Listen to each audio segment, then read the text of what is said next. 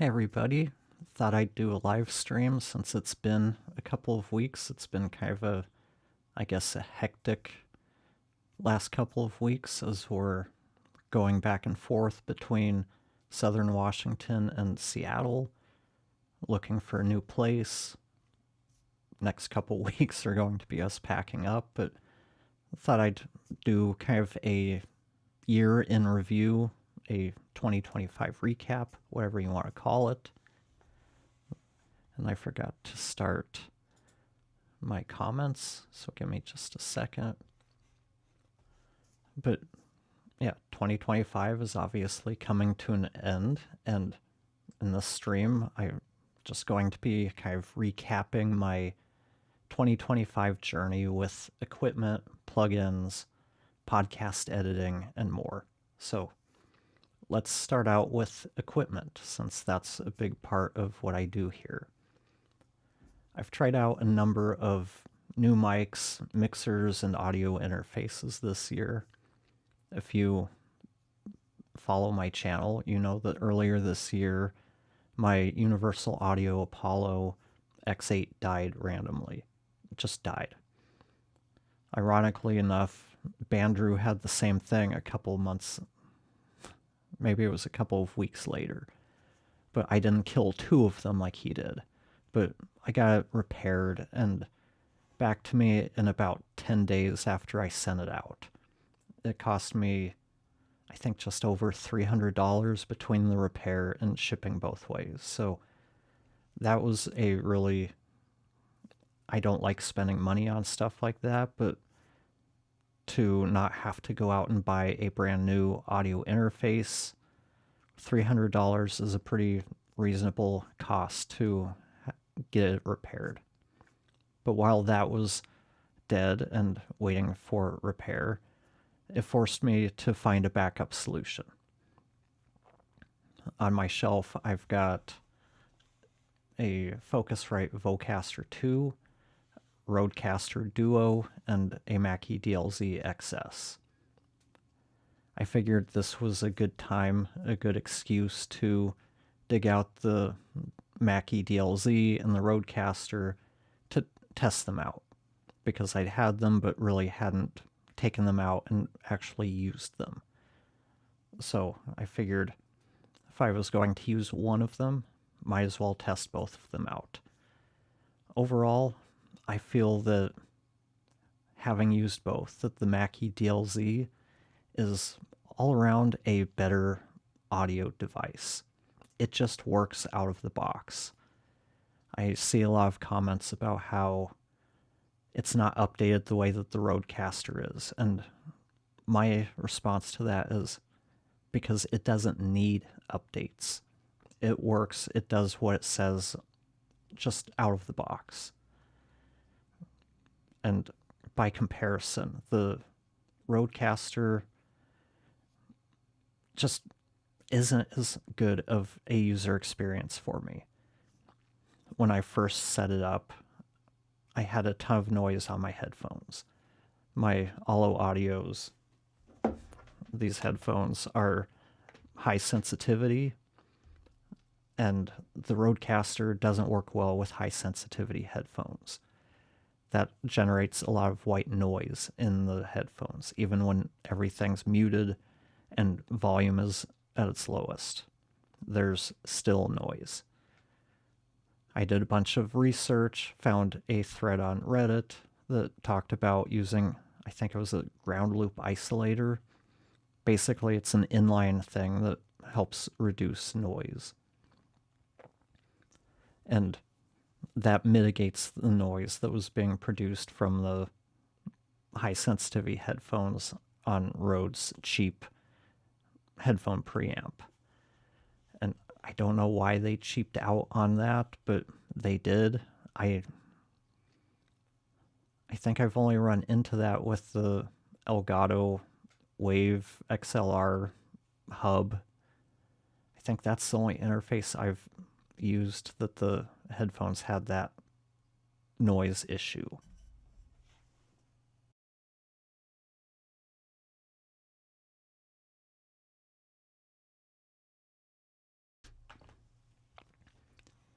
but I also found that the Rodecaster it's just overly complicated to work with. It pops up with a couple different audio interfaces on your system.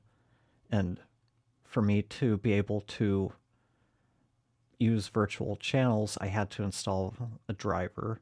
Virtual channels is something that wasn't available initially on the Rodecasters, and it allows you to route different audio to different faders on the Rodecaster.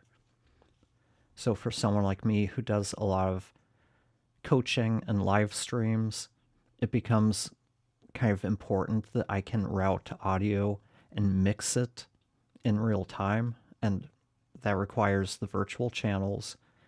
But being on Mac, I need more than just virtual channels. I had to use loopback because the way Mac does audio, I can't say send audio from Google Chrome to the virtual channels because Chrome doesn't have a place to set the audio output device. So I need a third-party device just to be able to use virtual channels. So it was a frustrating kind of setup, and I never really felt confident using it. Along the same lines, I found that their manual wasn't very useful. It was difficult to find the information that I wanted, and just as challenging to get back to information I've seen in the past. To me, it's not set up in a very logical order, and the same can be said about the user interface on the Rodecaster itself. Other than the faders, everything seems to be 2 or 3 menus away, which I don't like menu diving.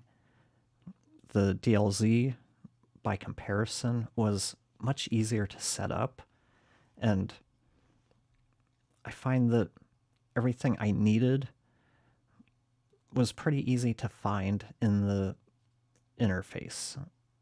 Usually, I wasn't more than like one button press away, and the screen is a touch screen. So usually one tap away from what I needed at any given time.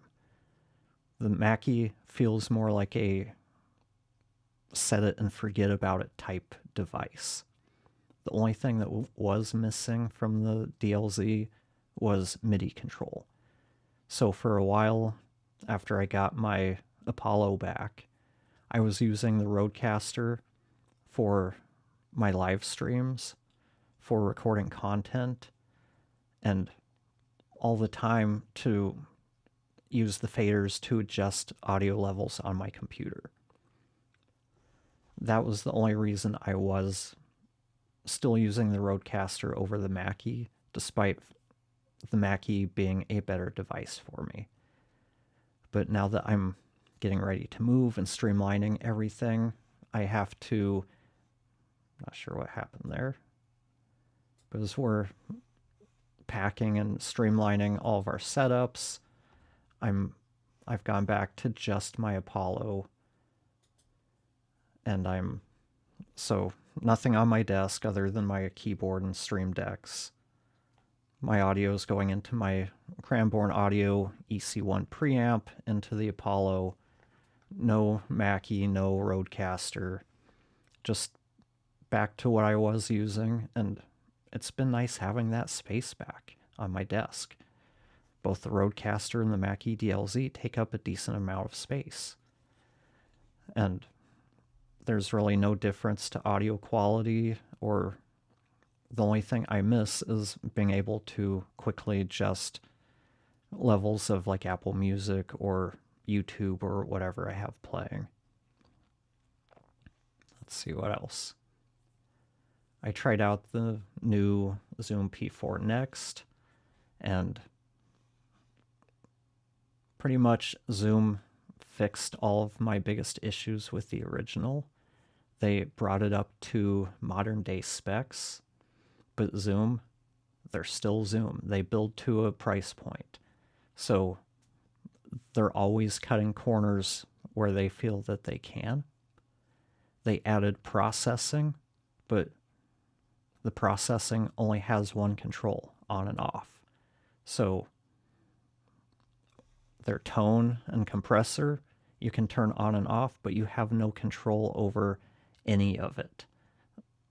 Hopefully you like the way it sounds, or you just turn it off. To my ears, tone sounded pretty bad. If you turned on tone and then compressor, it sounded even worse.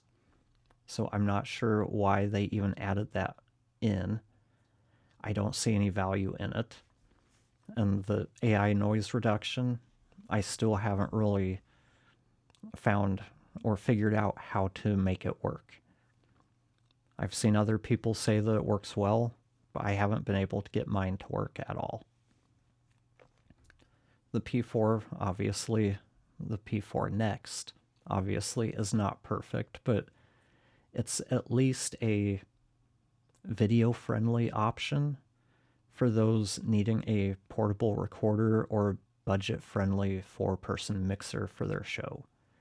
Before the P4 Next, I just couldn't recommend it because it was limited to 16-bit 44.1. Doesn't work well for video because video typically works best at 48K. And for recording, 16-bit is just a little more challenging to use because you need to get enough level that you're not fighting the noise floor, which is a little bit higher on the zooms. But you also have to be careful not to set it so high that if you have someone who laughs that you're clipping. So 24-bit solves a lot of those issues because the noise floor is quieter, or you have more headroom to get good levels without having to worry about clipping or your noise floor. And yeah, that's the Zoom P4 Next.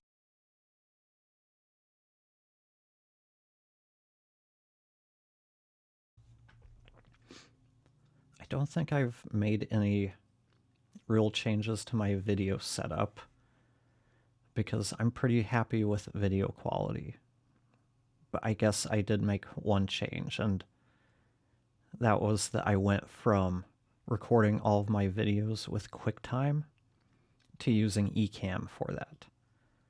I mean, first, the files are more manageable in size, and it's really shortened my editing time because I can essentially live produce each video so that when I'm editing, all I have to do is go back, cut out the bad takes, add in some CTAs, and it's really allowed me to start streaming as a new way to interact with my audience, like I am right now. Let's see. Equipment, video, mics. I've tested out a bunch of mics this year. Some are mics that I've had for a while. Some were sent to me, and some I bought with my own money. And after testing all of these, my main takeaway is that there are some good sounding mics that don't break the bank. It's really... I've never been one to say XLR is better than USB. I always made the argument that it's more about the preamps in the mics than anything else. And like the Minot comes to mind. It sounded pretty bad to me on via USB, but it sounds pretty decent over XLR. Sure, the MV7, those have really good preamps. So it's more about the mic themselves and the way that the digital preamps work with that mic. You can get a good sounding mic for under $100. You can get a good sounding mic for $200 or $300. But the bottom line is, no matter which mic you use, you're still going to sound like yourself. It's about finding the one that sounds best with your voice in your space. For me, that's dynamic mics do not work well for me because they need a bunch of gain, and I have a really quiet voice, so I need even more gain with dynamics. That increases noise, which means I have to start using noise reduction on everything, and I just don't like using that if I don't have to. So that's why I've been more or less favoring condensers. I used, when I was testing out the Mackie and the Rodecaster, I also dug out the SM7B that I'd had for a while, and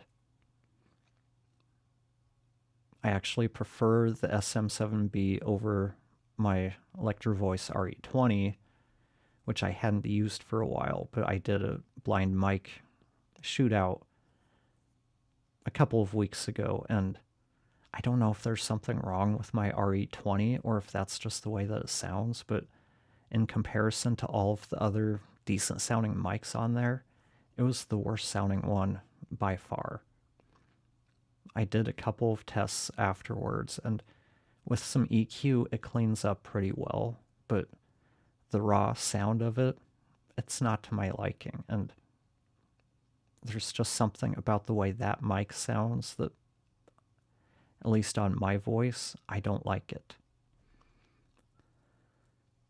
And I need to stop doing that.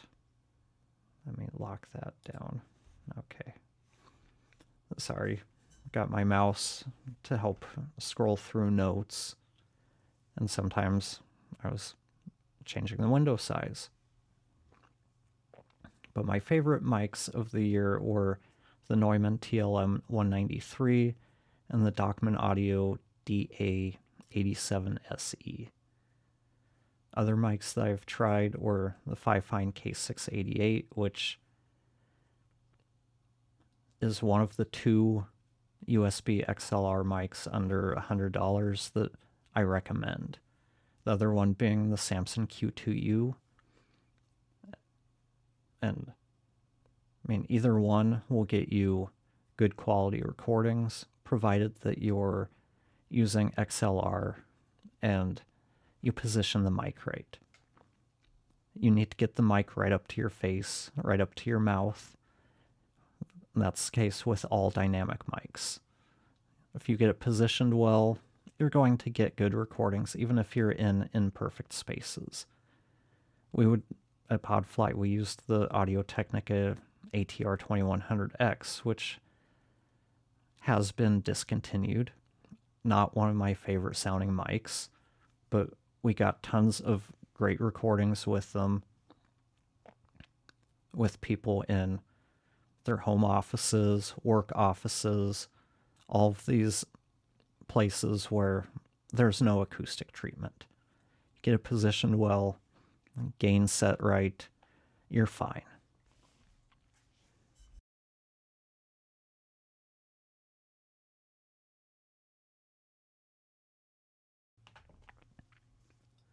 Trying to think if I really tested out any other mics. Minnow sent me their, their PD200W hybrid amp, or hybrid don't know why other words are popping up. Hybrid mic, which was USB, XLR, and wireless. The wireless sounded like wireless audio. It wasn't good quality. The USB was better, but really colored and not in a flattering way, at least not on my voice. But like I mentioned earlier, over XLR, it sounded pretty decent. I'd probably take the K688 by Fifine over the Minnow, but to me, that's a better sounding all-around mic. It compares well to stuff like the SM7B, and I really haven't heard it sound bad on anybody's voices. In terms of plugins, I don't recall doing a whole lot in that world because I'm pretty happy with my Sonable plugins for when I'm editing for clients. That's like Sonable, Smart EQ, Smart Comp, Smart DS, Smart Gate, and Smart Limit. I don't think I use any of the others. But I did find out the Voice X2, or Cedar Audio put out Voice X2. They could have done a better job of letting people know that, but that's beside the point. That's a really good noise and reverb reduction plugin. It compares pretty well to DX Revive Pro, but you don't get the different algorithms that you get with DX Revive Pro.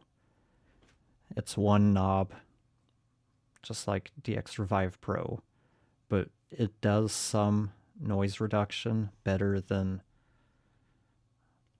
what I have heard on anything else.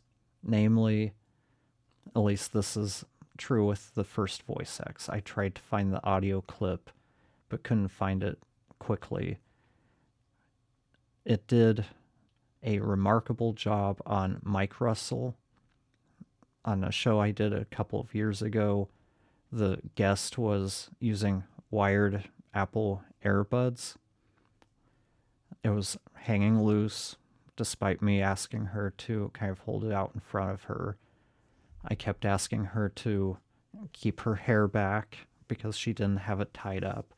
So as she was talking, the hair was rubbing against the mic. So you just heard this ch-ch-ch all throughout the episode. I tried everything I had. I tried, what was it? Tried RX's D-Russell. It took the edge off, but it didn't get rid of it. I tried EQ. I tried everything I had. Cedar Audio or Voice X specifically, did a really good job of taking that out. So that's all I remember. Oh, I just tested Acon Digital's Extract Dialogue. It's not a tool for podcasters. It does not do a good job with noise reduction, at least with heavier amounts.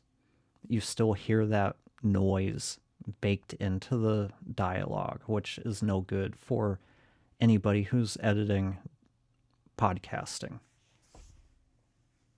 Why am I getting a phone call? Be right back in a minute as I take a phone call.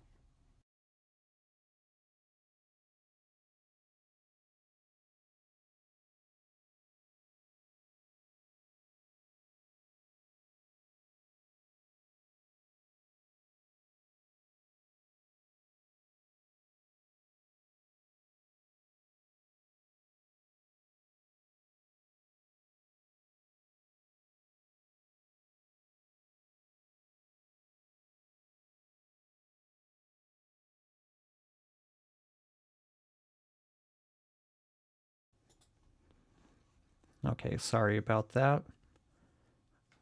In the process of moving, waiting for a couple of calls. That wasn't it, but I'm back. I was talking about Extract Dialogue. It's just not a good tool for podcast editing. Maybe it's good for TV and broadcast where people aren't typically consuming it using headphones. But for podcasts, if anybody is using headphones, then you're going to hear a lot of that noise when it's left in on the dialogue. So definitely not a plugin I recommend for podcast editors or anybody who's editing other people's audio. And that can mean just regular podcasters who have guests that are remote. Because anybody who's worked with a remote guest knows that all bets are off when it comes to their audio quality. You might get noisy recordings. There might be a ton of reverb. You might have a bunch of background noise. So it's always good having a pretty decent toolbox of noise and reverb reduction plugins. talking about that, let's move into podcasting, content creation, podcast editing. And 2025, if we're talking about it, we can't really talk about podcasting without talking about video and how everything is changing or has changed. I'm not sure which one. But with video alone, it's becoming, I'd say, widely accepted by podcasters. That doesn't mean that you need to have a video podcast. You can have one, you don't have to have one. You don't have to do video. So don't think that you have to do video just because everyone's saying you need to have video. But with video in the podcast editing space, that's provided a big change for a lot of people. It means that a lot of our clients are starting to move into, or at least test the waters with video. So I've seen a ton of editors scrambling to offer some form of video editing over the last year, maybe 2 years. But many of them do seem to be offering it before they really should. And by that, I mean they've learned maybe the basics of how to cut video, but they're still asking questions like, how do I handle it when a client wants to send me 2 or 3 files that are like 20 gigabytes each? Or comments about how video takes them 10 times longer than audio. Video editing it's not a skill that you can just teach yourself over the weekend and be able to offer it as a high value service to clients. It takes time to learn the ins and outs, to figure out, to really understand what types of files your clients are going to be sending you.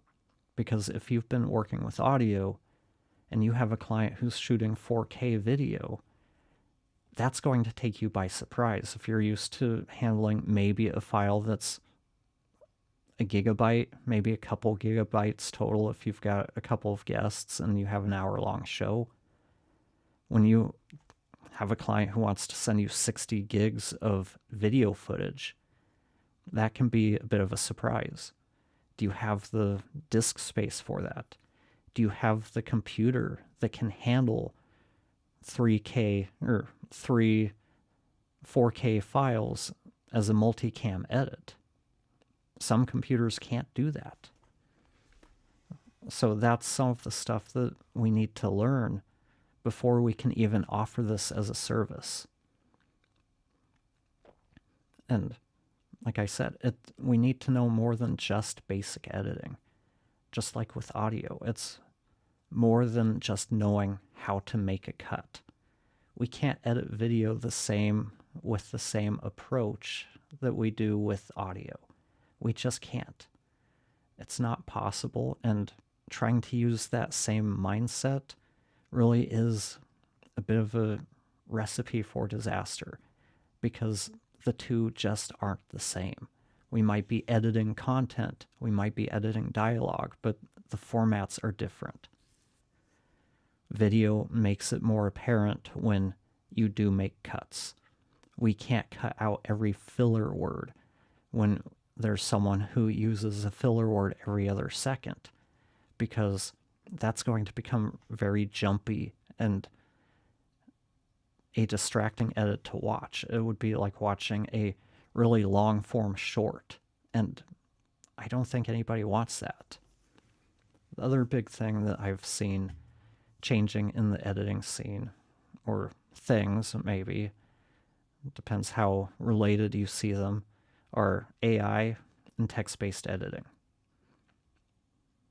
I'm in the Riverside user Facebook group, and I've watched the number of users greatly increase over the last year or two as their platform has improved their AI tools and their text-based editing. I'm sure Descript has seen the same, though maybe they've lost some of those due to their recent usage measurement changes that have some of their users up in arms. But either way, I'm seeing a lot more podcasters using text-based editing over hiring an editor. But really, 2025 was the year that we saw AI really become stable and super usable across the board. I'm starting to see people and companies offering or using agentic editing. That's going to be something we need to keep an eye out for, because when that technology becomes good enough, we need to start implementing that into our own workflows so that we can remain competitive with those who are definitely going to be using it. It's already tough enough to remain competitive in a global economy, global marketplace, if you're living in a high-cost area like I am. I already have an uphill battle because many podcasters don't have big budgets. You combine the global marketplace with the fact that there's literally tens of thousands, if not more, podcast editors out there. You've got Fiverr and Upwork. There's a ton of people offering these services for next to nothing. Even US-based editors who are offering really cheap rates that I can't compete with because fully self-employed, bunch of additional costs. It is tougher. But AI is changing a lot of these things. It's making it easier for everybody to do things faster and cheaper. So if we're not finding ways to make our work faster and cheaper, it's going to be harder for us to compete because our turnaround times will be longer. Our prices are going to be higher. And I know that you might say something like, well, but the audio isn't good enough. There's going to be a drop in quality.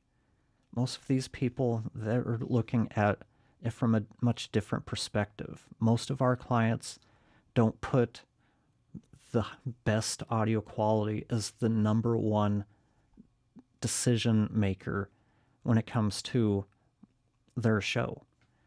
They're looking at, well, what am I getting for the $1,000 a month I'm paying you to edit my show? What can I get from a $35 Descript or Riverside subscription? Is the price difference worth it? Am I getting $900 better audio by hiring an editor than I am by doing it myself in Riverside and spending an hour on my show? A lot of podcasters are going to say, I'm not getting $1,000 worth of improvement. I'll just go with the $35 option.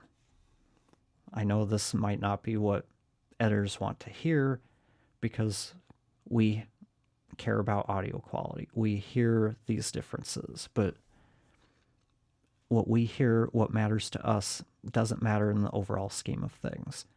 The person paying the money is the one whose decision matters. And if they can't hear enough of a price difference, they're not going to continue paying that premium. Another thing about AI is that just the basic ChatGPT, Gemini, and Claude, they're so good now that most people can probably get better results easier by using those over something like Capsho or Castmagic. And I'm talking about stuff like show notes, descriptions, titles, all of that stuff. All you need is a really good prompt and some examples of your existing show notes, And any of those should be able to take your transcript and produce the same quality show notes. And you're not paying for a fancy front end to those same tools, because that's all Capsho and Castmagic are. Any of these AI-based tools that you're going to see as an affordable SaaS, they're just a fancy front end. They're using OpenAI, Gemini, or Claude in the back end, and using kind of generic one-size-fit-all type prompts to generate the outputs. Because when you offer a specialized tool like Castmagic is, they need a fairly broad prompt to make sure that it works with everything people put into it. You can get much better, more personalized outputs by using ChatGPT or Gemini or Claude. And you're probably going to save some money, because I'd be willing to bet even the free versions of those could get you the same results that Castmagic does. Let's see what else. I've already talked about Riverside and Descript.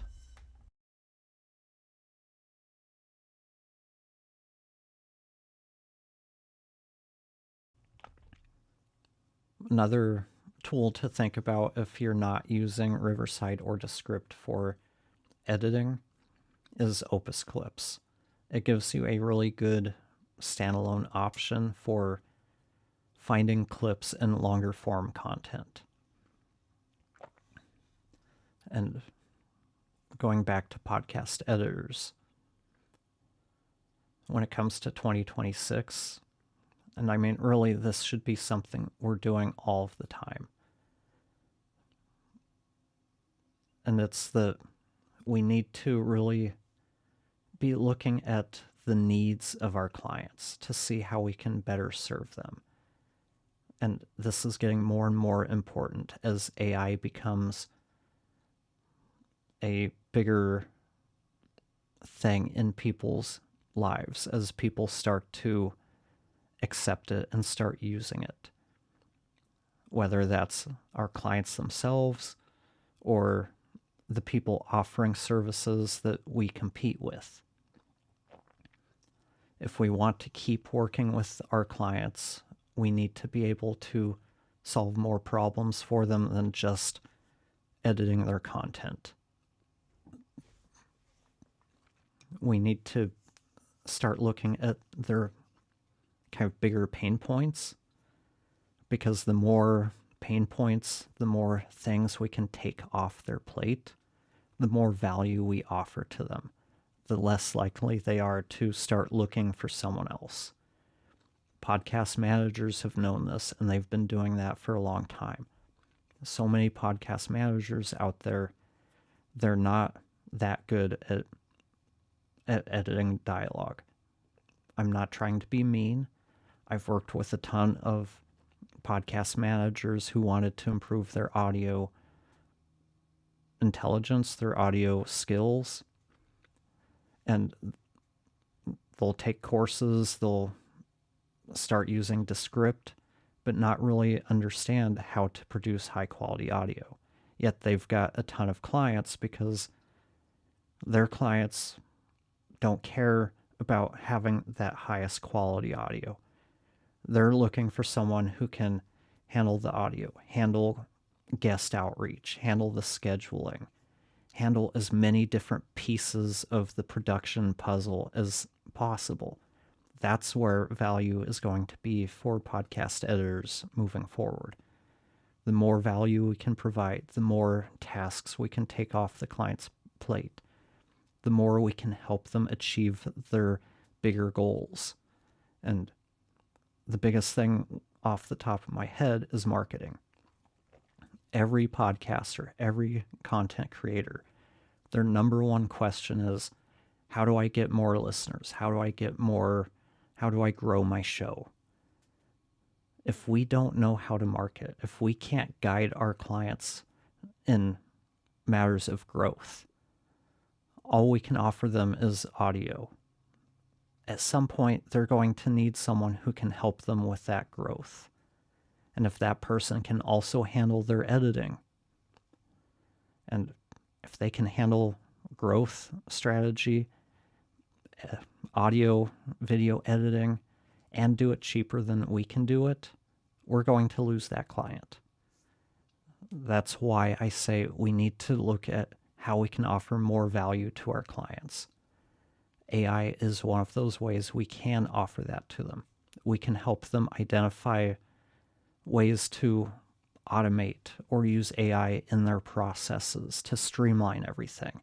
So they are spending less time on the mundane stuff and more time on the more creative stuff, or giving them more of their time back to spend with their families or their hobbies or whatever it is that they want to spend their time on. And like I said, the audio quality, the video quality, most clients, they're just looking for it to be good enough.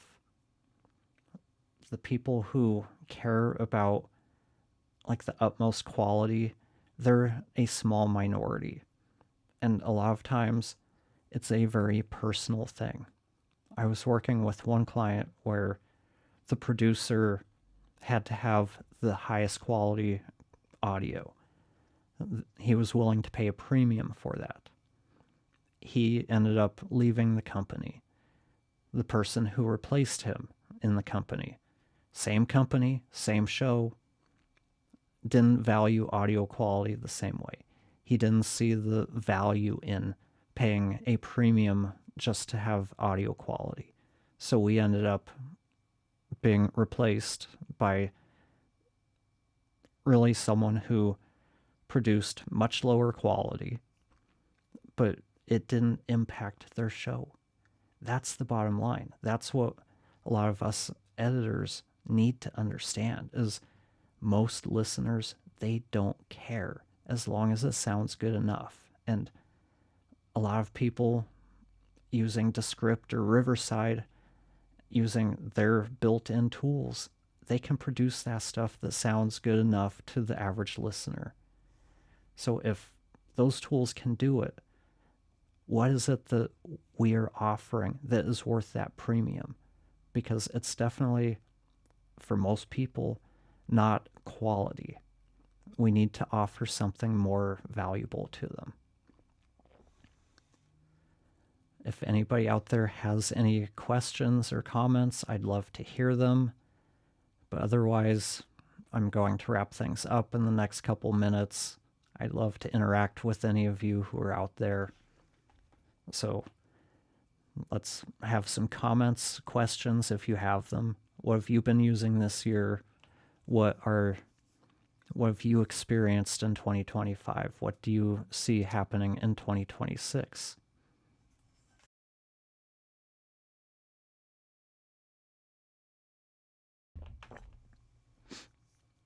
It looks like I chased everybody off by asking for some interaction. That is okay. I'm here to provide value.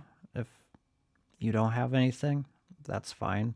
No, I don't hold it against you. I know I'm the type of person who sometimes just likes to watch and not interact, so look, I get it. But I think the only other things I touched on was earlier is on a personal level.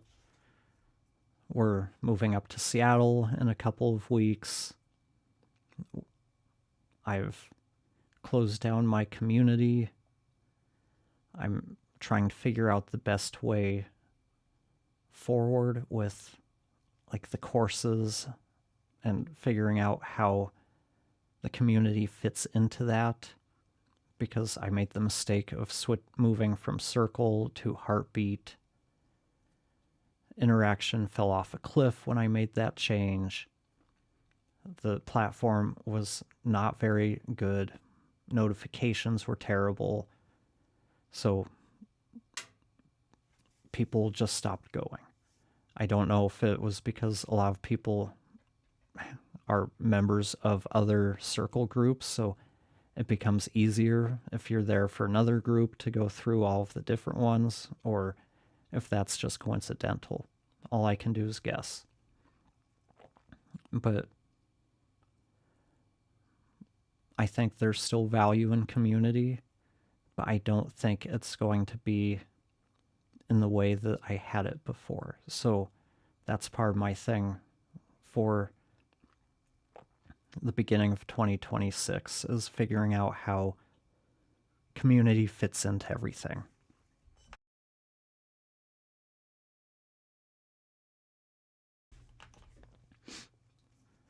I'm also playing with the ideas of offering some like live webinars, live courses, maybe like a 2 or 3 week editing boot camp, stuff like that. Something I can offer. Sorry, I've got a tickle in my throat. Something where instead of it being kind of an on-demand course, things where there's kind of a pre-produced course, but then we have a live meeting, live call once a week to answer questions over like a 3-week period. I think there's a lot of value in that sort of thing, and I think that value might outweigh like a community. Maybe the community would be there to kind of help support those things for a limited time, so that maybe you take the 3-week boot camp and then you get those 3 calls, and then you get access to the community for 6 months as you work through everything you learned. I don't know. There's a lot of ways to build community into the courses, and that was always the goal. It was never to have just a full-on community. It was to be there as an additional resource for the courses, to be able to ask those questions. But that's kind of my thinking right now. But thanks everybody who's watching. I'll talk to you next time.